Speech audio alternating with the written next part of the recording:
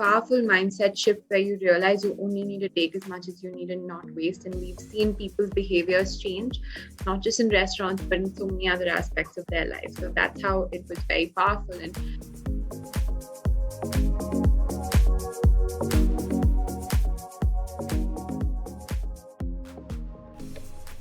welcome. You're listening to the Young Changemakers podcast. In these episodes, your co-hosts Sarah, George, and Anastasia will be talking to passionate young individuals from around the world to explore how they are making lasting impact in their local communities. So cozy up, listen in, because inspiring stories are waiting to be heard and power lies within youth.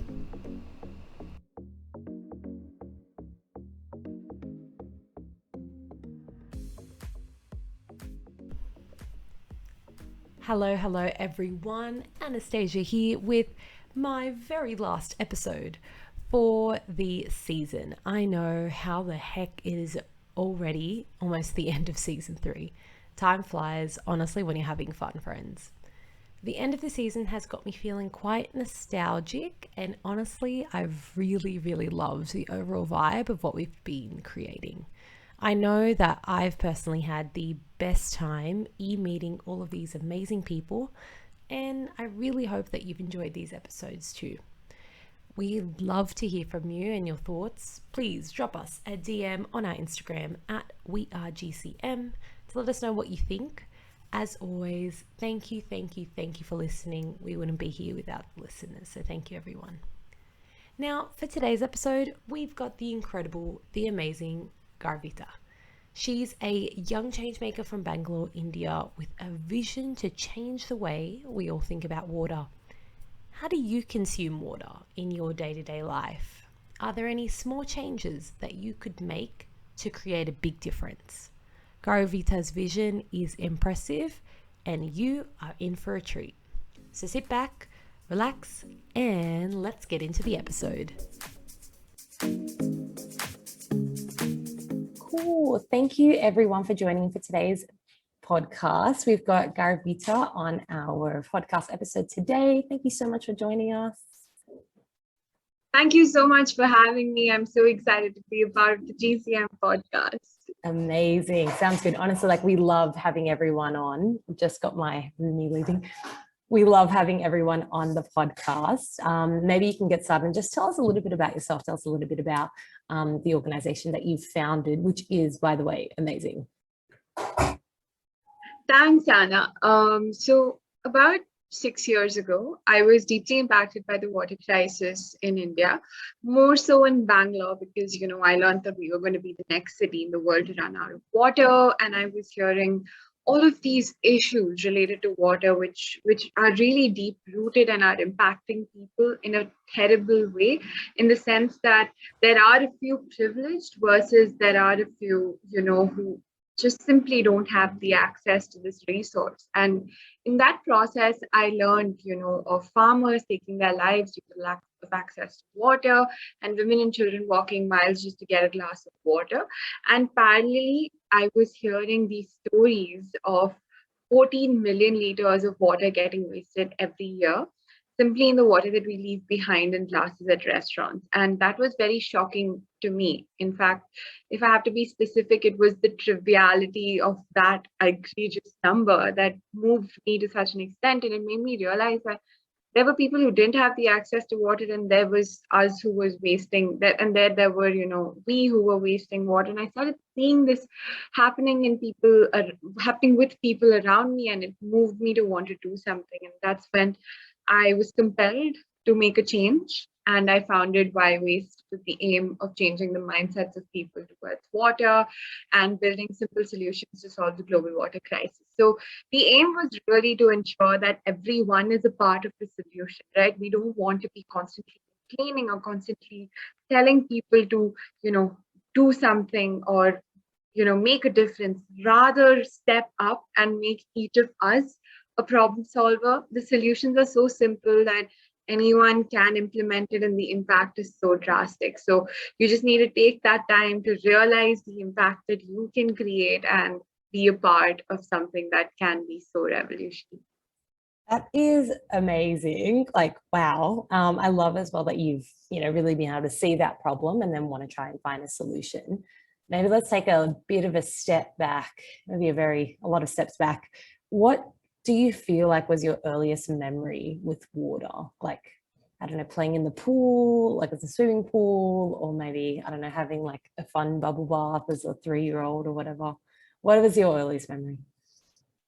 Yeah, I think so. There is a festival that we play in India called Holi, and it is the festival of water and colors. So yes, while I have had a couple of experiences of the bubble baths and swimming pools, which I loved and I kind of avoid now. So being a swimmer, it is something that I'm still doing sometimes, but again, since it's a community pool, it's still sustainable. And we use recycled water, etc. But that's another story. Anyways, answering your question of my first and most favorite moment with water, I think it has to be during the festival of Holi.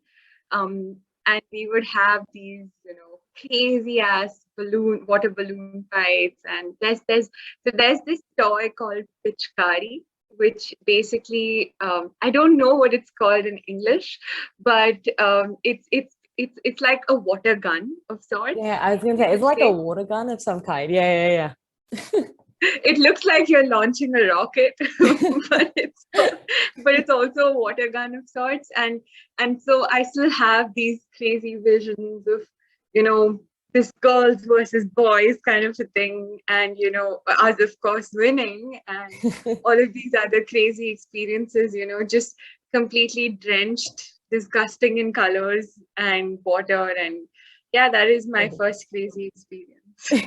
That's it. All the good stuff, like drenched in color, all water. No, it's good. It's good. Yeah, I was telling you this earlier, but I guess I'll repeat it for the podcast. Yeah, one of my best friends in high school, still best friend for today. She's from Bangalore, so from where you are from. And I remember in high school, she actually would bring the water bottles, like when it was Holi, like the she would bring the balloons to school, and then we'd like fill them up at the water bubble, like I don't know, bathroom or whatever. And then we just throw it at each other. It was just so much fun. Like that kind of stuff is awesome. And I think Yeah. when you get all together, just kind of it's good. Yeah, I But think when you get older, you become more conscious about what yeah. you're doing, and you're just like, oh no, I can't do this anymore.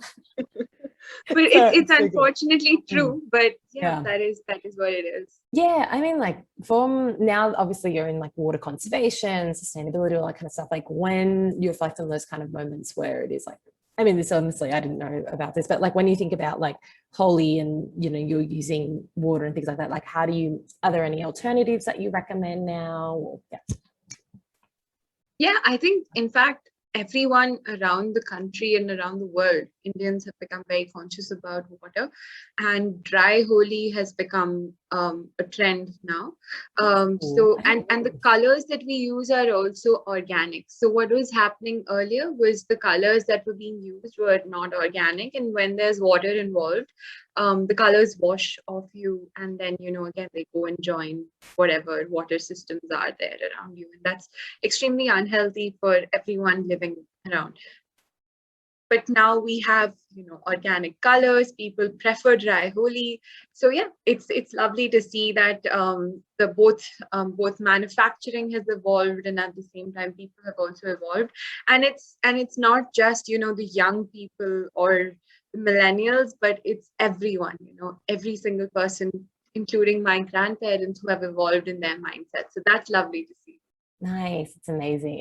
It's honestly so great to see like how everyone's getting in on this movement and just really starting to amp all of this up compared to before, like where we were, even though this is not news, like climate change and all this stuff is still not new, but it seems like we are light years away in terms of perceptions compared to what it was before. You started the organization 6 years ago, an incredible feat. How has that journey been, like from then until today? I'm sure we could talk for hours, but you could summarize like what that was like having to, first you're trying to solve a problem in the community, and then how do you approach like rallying everyone to really believe in that and then want to make a change as well? Yeah, so I'm gonna have to sum up 6 years in 2 minutes for you. You've given me a mammoth task, which I'm gonna I take was on. gonna say, we could probably talk for hours, but yeah, like I'm sure you've got a plethora of knowledge. Maybe just like I think it'd be great just to understand, yeah, just some of the key lessons that you've learned over the Yeah. period and what that was like. Yeah, I think one of the key things when I started out was to see the resistance from people around me. And even though I come from what I would definitely say is a privileged background, I still, and I know there are people who are working towards change who come from places where they are underprivileged, right? So definitely having the privilege and some level of comfort was helpful, but there was resistance in terms of people not being able to make sense of what the hell I was trying to do. Right? They couldn't understand why is she doing something that is not conformed to the norms. They couldn't understand why I was trying to take on actions and tasks and challenges that were so far fetched or maybe even not very sensible for someone who's just 13 or 15 years old. And so and India being a country where education is very important, getting high scores is very important. That was another interesting thing to navigate. But I think to see that today there are so many young people who are encouraged to be change makers is empowering, because I think folks like us who made it through those first few years realize the importance of the process and how it makes you a much stronger, smarter, I don't know how smart, but definitely, stronger uh, and more empathetic. And just all of those added values and skills that it brings to you, because you're taking on some of the biggest challenges, you're having conversations with some of the key stakeholders when you're barely even an adult. And I think that for me has been one of the most rewarding parts of this experience, just doing things that were so different from my peers and then trying to translate that and create shared value is what I have thoroughly, kind of cherished. And when it comes to Firebase specifically and the type of impact that we've been able to create, it started out with building simple solutions, convincing people, creating that awareness to actually making impactful, tangible change products and, creating resources that people are using on a daily basis. So even at our level, understanding what it takes to change um, and how you navigate through the process was very powerful. Amazing. Like honestly, that sounds so cool. I want to ask as well, like how I mean, there's obviously a lot to take on board, like as a teenager, and then now going into a young adult. When you were talking to like key stakeholders, like MPs, and I imagine like local representatives in your community, what was that like, and how did you prepare for conversations like that to really develop those shared values that you were talking about? Yeah, I think that's a super cool question. When you talk about how did I prepare for it, I think I just took tremendous amounts of passion and I spoke from the heart. That is literally it. I mean, how do you prepare for something like that? I It's don't know how to intense. create a Yeah. I don't know how to create the best presentation deck. I don't know how to, give the best ever 1 minute elevator pitch. These are things that I still don't know. Um, but what I took, I think, was deep passion and love for the problem that I was trying to solve, and that's what they saw. And I think it might have taken a little bit longer than it would have, or maybe it played to my favor where people said that, oh my god, look at the passion with which she's coming, I think we should help her. But no, it was hard.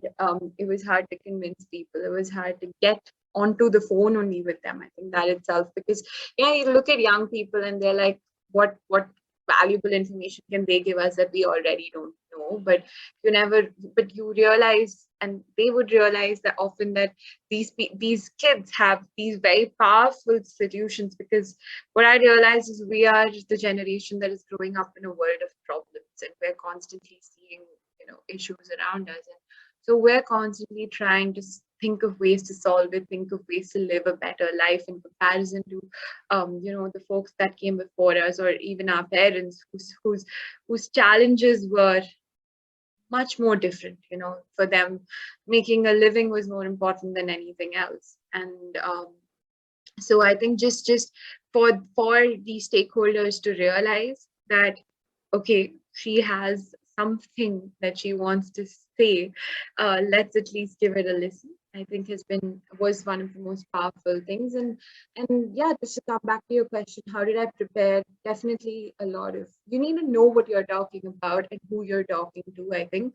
I definitely failed the first few times, and I learned from that failure, where I realized that I need to know who I'm talking to and what I want to pitch them, because you need to understand what they already know, right? When we are kids, we often feel like we know everything in the world without realizing that there's so much we don't know. And I think as I keep getting older, I realize the more I get older, the more I realize that I don't know the world at all.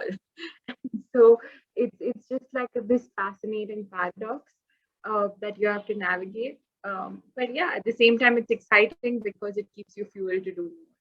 That's it. No, 100% it does. I love what you had said. I think it was like, make sure that you prepare and then understand what that person knows and what kind of their key goals are as well.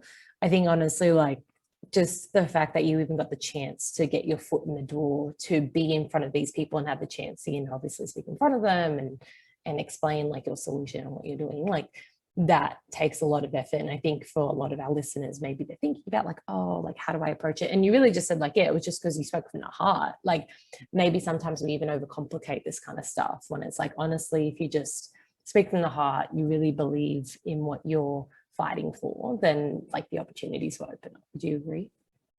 Yeah, absolutely. I think you summed it up so well. Dude, it's all you, it's all you.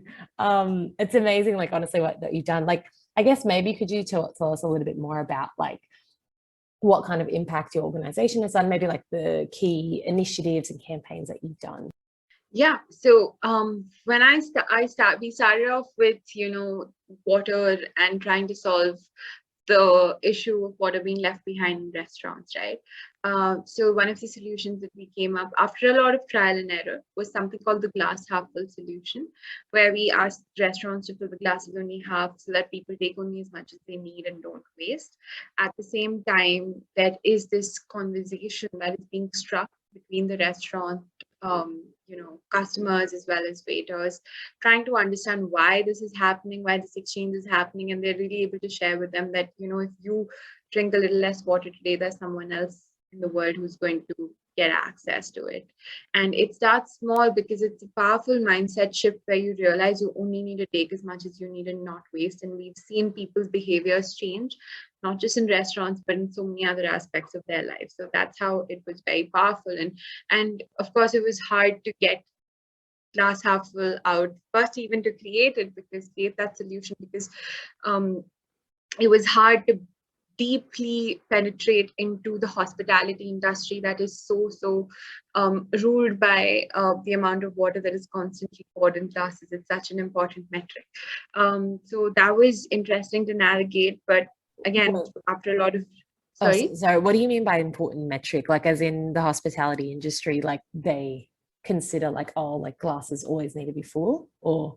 Yeah. So it's considered as, so you get higher rating, you get more stars if the glasses are always full.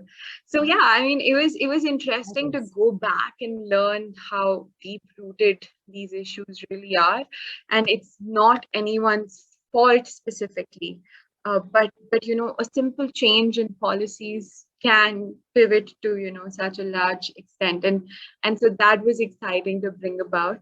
And we, after I think a year of petitioning and campaigning, a lot of support from organizations like Change.org and Global Changemakers, we were able to kind of petition and campaign, and almost over a year of convincing, trying to reach out to the National Restaurants Association of India, we finally got to them and were able to partner with the 5 lakh restaurants that they represent, and save almost 6 million liters of water, and reach several million people in the process. So it was a very powerful experience, and it took almost 3 years, more than 3 years, in fact, since I started.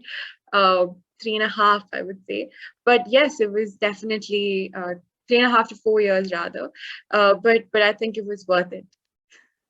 Oh, oh yeah, definitely 100%. That would have been worth it. I can imagine as well, like when people are getting only half full glasses, like they're also asking the waiters, like, oh, why is this happening? And then they're also explaining the campaign. So it just spreads and spreads and spreads. And then more people know about it. So that's incredible.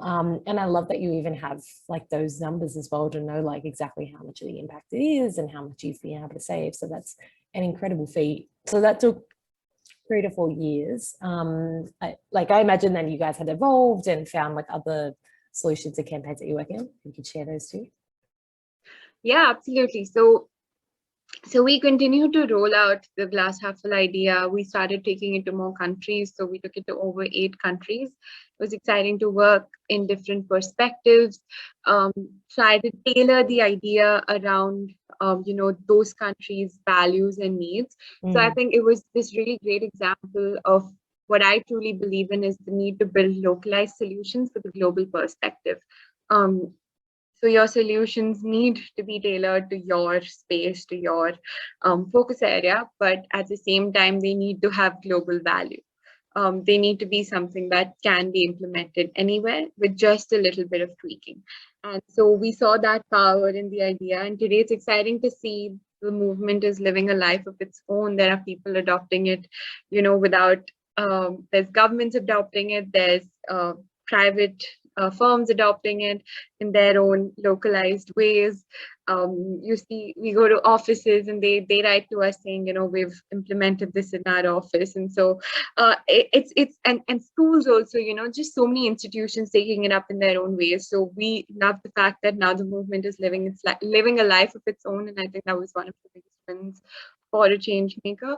So we were able to reach Canada, Dubai, the United States, South Africa, Nepal, Philippines, and even I'm forgetting the last 2 countries. You've basically covered most of the continents. We just need to hit Antarctica and then need to hit South America, right? I think you haven't got a country in South America, is that right? We did do it. We did do some work in Mexico, not South America specifically, but Mexico, yes.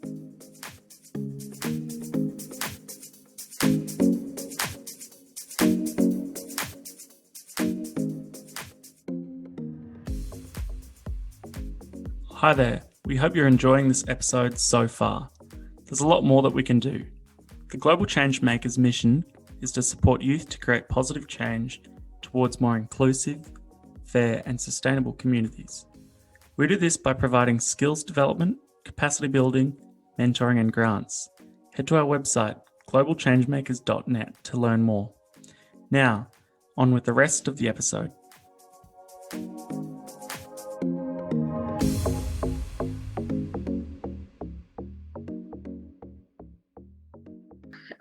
So after, the glass half full started living a life of its own, ironically, it was around the same time that the pandemic hit, right? And so we couldn't work with restaurants anymore. And for a long time, we'd been toying with these two very crazy ideas, which we hadn't gotten to really implementing yet. So the first one was a book. It's called the Sustainability Stories. And this is a collection of 13 new age fables, as I might say. And the idea is they new talk age about fables. I love it. Love that phrase already. Honestly, love it. We're getting into something cool. Exactly.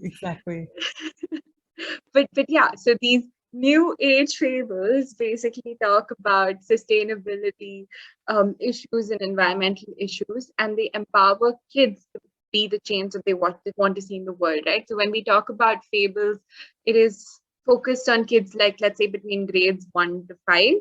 And the idea is to tell them simple issues that exist in our environment and the environment around them. It can be simple things as the importance of finishing the food on your plate or the water in your glass, and just envisioning maybe someone else not doing it, that harming a third party, and then the kid taking the decision to convince them to finish their food.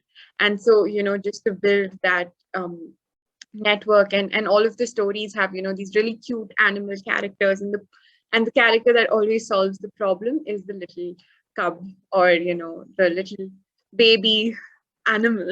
And so Love it. Right that on the way, new age fable. Like you're really right on. I love it. It's good. I love what you got on to. This is really sweet. But yeah, it has been exciting to, kind of build, and we got about 4 writers to work with us. And again, a complete for youth, by youth kind of a book. So the writers are all young adults, between the age of 16 to 20. And same with the illustrators and the editors. So the entire book was created by folks between the age of 16 to 20. 4 writers from across India, and we had 1 writer coming from the United States as well, who's just excited to volunteer with us. And so that's how the book got created. And for a while, it was just, rolling in our own networks. We were doing simple book reads for kids in, orphanages, nonprofits, schools, etc. And then we went on to publish it with Pratham, which is India's largest nonprofit book publisher. And now the books are also being adopted by UNICEF in their climate action curriculum for kids. So it has had its own very exciting trajectory. So that is for kids. And then to come to folks of our, We did all of this in COVID, you're saying, as well, during COVID. So or the like books previously, prior COVID, and then also till now. Or it was happening prior COVID. So the yeah. stories would be so let me share something with you, right? When someone comes to me to volunteer with our organization, my thing is that you need to be doing something that you love and that you enjoy, because you can add value only when you're doing something that you're good at. So we had at this one summer, we had a lot of writers come in. And I'd had this idea for a very long time. And I was like, guys, can you do this? And they got very excited about it. And so then so as soon as COVID hit, I decided, let's get to publishing this. And we self-published it. And then we got on Pratham. So again, the process of learning self-publishing, like I was mentioning in the beginning, there's just so much to learn when you create something of your own. It's phenomenal. And you're just taking on these new challenges on your own. There's no one asking you to do it, which is, I think, the most valuable part. Just doing it. So on the, coming to the other side, right? I was talking about how Bangalore was named as the next city to run out of water. And finally, if you recollect, there was a lot of news around Cape Town being the first city in the world to almost run out of water. So, end of June, they're going to run out of water. News changes, end of July, they're going to run out of water. And, that kept progressing till this point where we heard that Cape Town is not going to run out of water. And I was very fascinated by the idea of how they pull themselves out of this slump. And I was very lucky to meet someone at the Global Changemakers Summit in 2018. We have these breakout sessions in the evenings where we can conduct our own kind of knowledge sharing sessions. So during one of those sessions, I had done a water table. We always have such phenomenal minds coming in every year. It's just super exciting to engage with everyone. But the water table was basically all about understanding your water consumption habits. So what we did was we all closed our eyes and we reflected from the moment that we wake up to the moment that we sleep. Where all are we consuming water? And then we opened it for discussion. And we had this one girl from Cape Town and we had this one girl from Switzerland. And I was like, okay, guys, let's just compare both of your numbers. And there was, the girl from Switzerland was using almost 6 to 8 times the quantity of water the girl from Cape Town was using.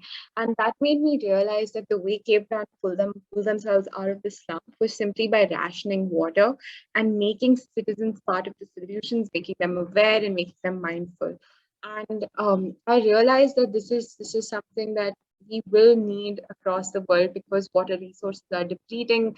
Desalination is not the best solution. Basically, there is no optimal solution yet that exists that we know is going to help us save water, right? Or even revive the resources.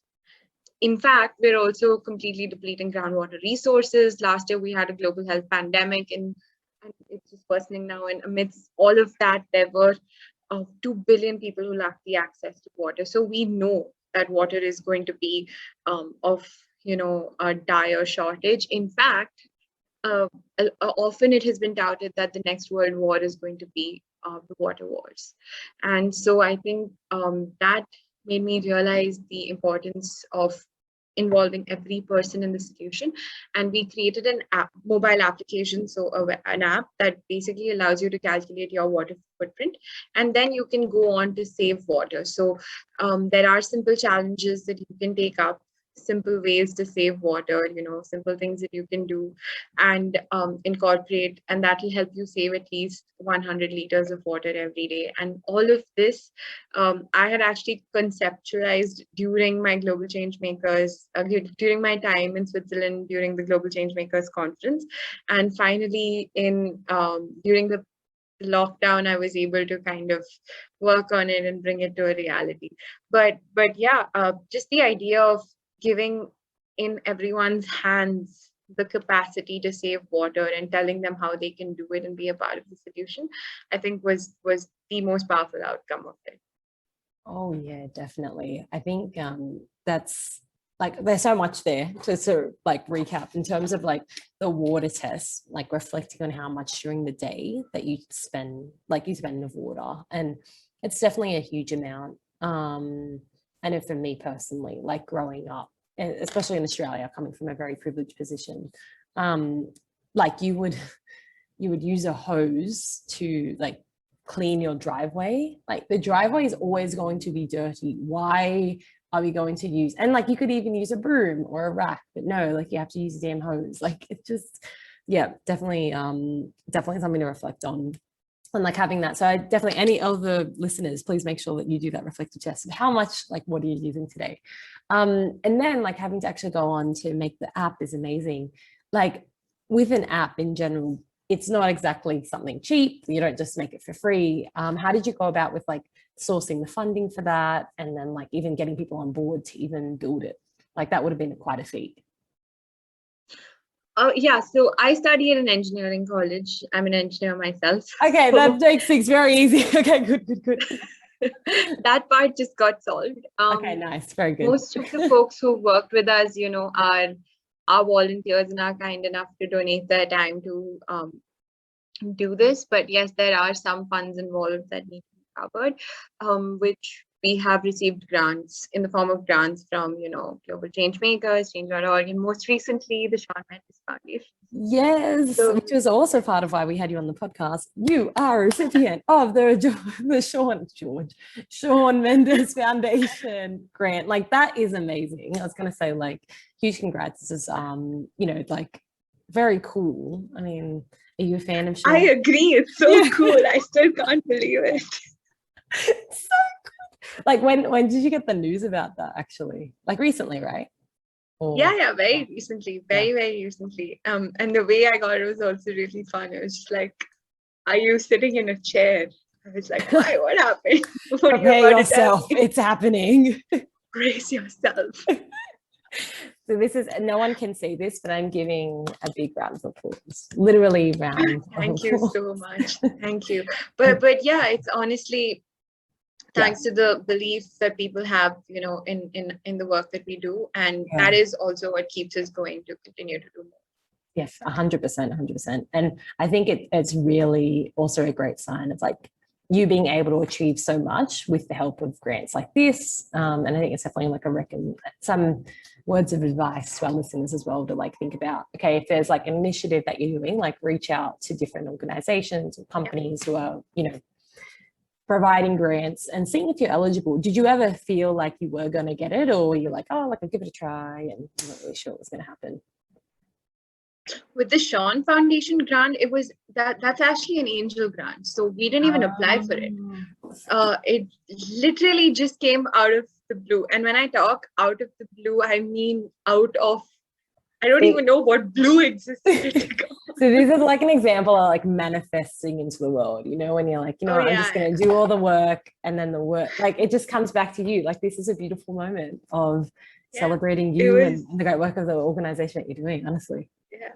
And I think in a lot of ways, not anticipating it and not, Yeah. kind of was so cool. But no, with like GCM and Change.org, these are still grants that we apply for, and there are so many others that are available out there for change makers like us. And what I would really tell everyone is that you have nothing to lose Yeah. when you apply for it. In fact, I've applied so many times and I started getting it only after a point because I refined my ask, I refined um, my own perspectives in the process. So just going through that process, even if you fail, it doesn't matter because it's going to give you more power as to what you want to do and who you want to be. And so yeah, I think do it regardless of the outcome. Yes, love it. Love that enthusiasm. Honestly, like I think even what you're talking about when you were talking to the MPs and the, local reps, like sometimes you're going to fail and that's okay. Like you're going to learn from it. You're going to know how to do it even better the next time. And then maybe an angel investor comes in. They're like, hey, we love what you're doing. And it's going to happen. So it's good. Honestly, it's so good to hear. We are, coming up to the end of our podcast recording. What would be that one? Makes me sad. I know it does. It does me too. What would be one key stat or takeaway that you think everyone who's listening to this podcast should know about water and the state of water in the world today? I think when it comes to water, it's simple. Each and every one of us, we can only solve a crisis when each and every one of us are a part of the solution, when each and every one of us are being mindful.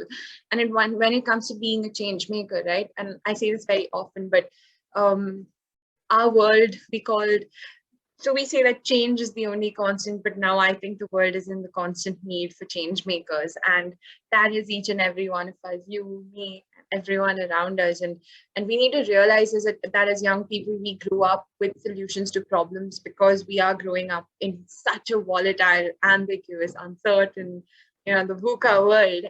And so we are growing up with those solutions in our heads and we just need to find it. We all have it inside of us. So tap into that motivation and go out there and be the change maker that the world needs.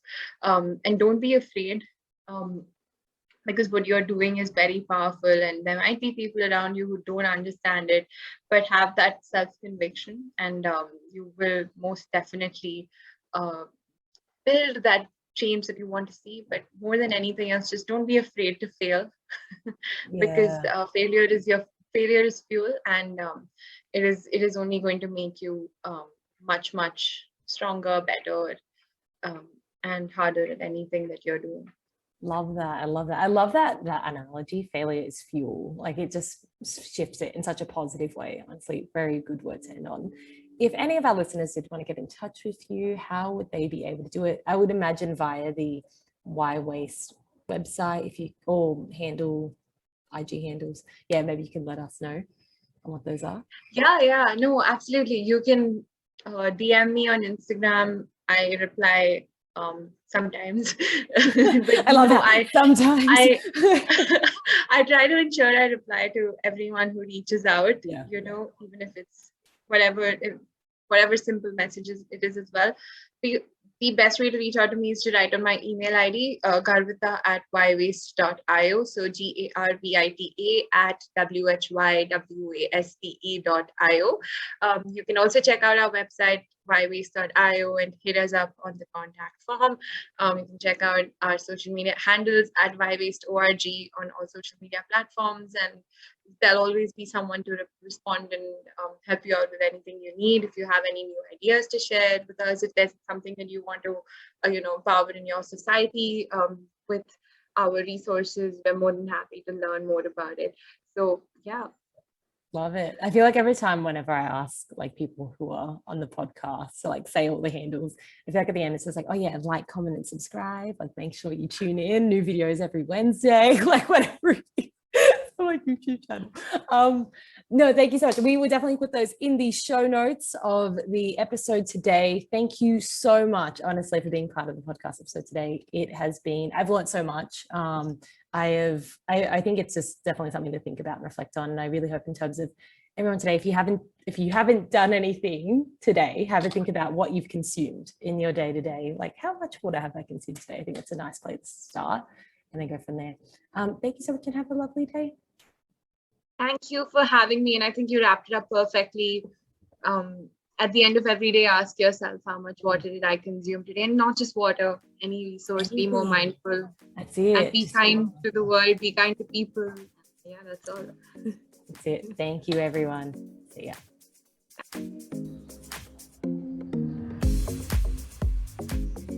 Hey, thank you so much for listening to this episode.